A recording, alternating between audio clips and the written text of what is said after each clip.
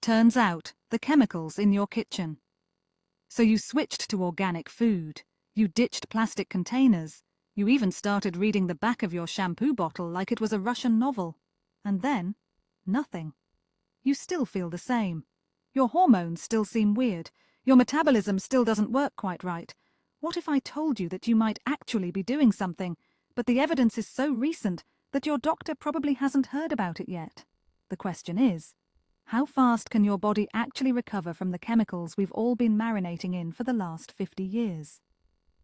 Here's the thing about environmental health that doesn't make the news. We're living in an unintentional experiment. For decades, we've pumped our food system, our homes, and our personal care products full of chemicals that were supposed to be inert, just sitting there, doing their job, not bothering anybody. But it turns out some of these chemicals are excellent at impersonating hormones. They're so good at it that your body can't tell the difference. And that's a problem. We've known that endocrine-disrupting chemicals exist. We've known they're bad. What we didn't know was whether cutting them out actually helps. Can you reverse the damage? Is it worth the effort?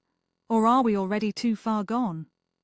For years, that was mostly theoretical.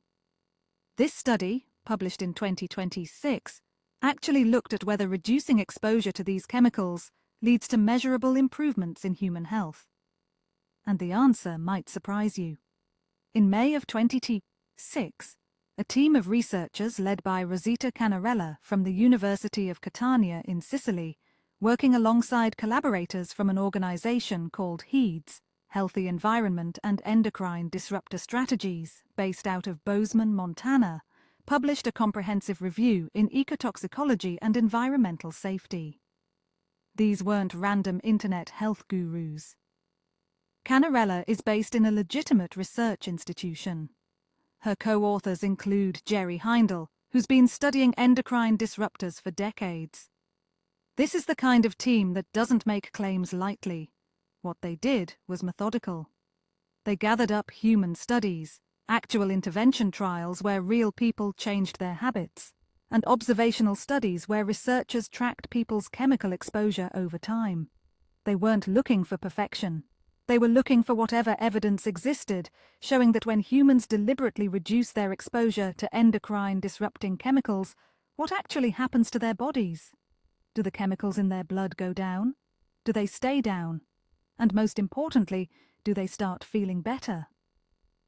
Think of it like this.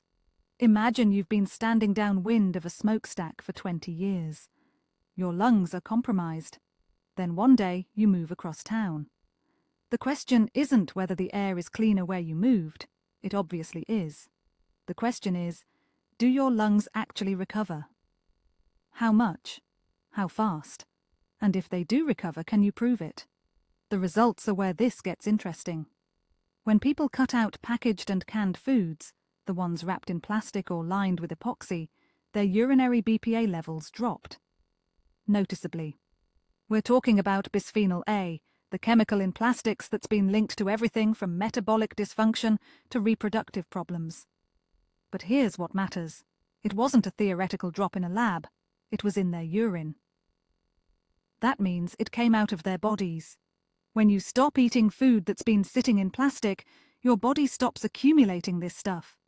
The half-life of BPA in your system is short, somewhere around 16 hours. So if you stop the exposure, it leaves. That's not metaphorical healing, that's biochemistry. The phthalate story is similar. Phthalates are the chemicals in fragrances, cosmetics, and plastic. The ones that make things flexible and smell like coconut, even when they're made of petroleum. When people swapped out their personal care products for ones without phthalates, their urinary phthalate levels dropped. And again, we're not talking small margins, we're talking meaningful decreases. But here's where it gets complicated, and also honest. The study found that behavioral interventions, changing what you use, work. Dietary interventions work. Even residential changes work.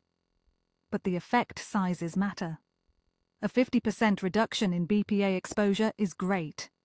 Is it enough to completely reverse reproductive issues or metabolic dysfunction? The study doesn't claim that, and that's refreshing, because a lot of wellness culture loves to oversell. This research suggests that reduction is real and measurable. Whether it fixes everything? That's a different question, and the answer is probably some of it, and it depends on what we're talking about. Here's what you do with this information in real life. First, the low-hanging fruit. If you're using plastic food storage containers and canned foods constantly, switching to glass and fresh foods will measurably reduce your chemical load. That's not extreme. That's not pseudoscience. That's evidence-based. Second, personal care products actually matter. If you're using a dozen fragranced products a day, you're getting a phthalate bath. Switching matters. Third, and this is important, you don't have to be perfect. The study wasn't tracking people who went full hermit and moved to a cave. It was tracking people who made practical changes. And those people saw measurable improvements in their biochemistry. But let's be skeptical about skepticism itself. Some people will say, well, short-term changes in biomarker levels don't prove long-term health improvement. And they're right. That's a fair criticism. The study is primarily about exposure reduction, not clinical outcomes. It's not saying you'll definitely feel better. It's saying you'll have fewer of these chemicals in your system. That's important, but it's not the same thing. We still need long-term studies following people who reduce their EDC exposure to see if they actually have fewer reproductive problems, less metabolic dysfunction, better thyroid function. We need that data. This research sits at the intersection of a much larger conversation in environmental health. For decades, we regulated endocrine disruptors slowly, sometimes arguing about whether they're dangerous at all. But there's been a paradigm shift. We've stopped asking, is this chemical harmful, and started asking, what level of exposure is safe? And increasingly, the answer is lower than what most of us encounter. The EU has been more aggressive about restricting these chemicals. The United States is catching up. But regulation moves slowly. This study is saying something different. You don't have to wait for regulation. You can reduce your exposure today. The question it raises is urgent. If we know that these chemicals are in our bodies, and we know that reducing them is possible, why isn't this the default? Why do we have to actively opt into a less contaminated life?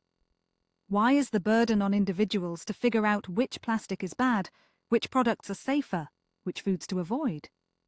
That's where this research gets political, because the evidence exists. The interventions work. But implementing them at scale would require food companies, cosmetics companies, and manufacturers to change.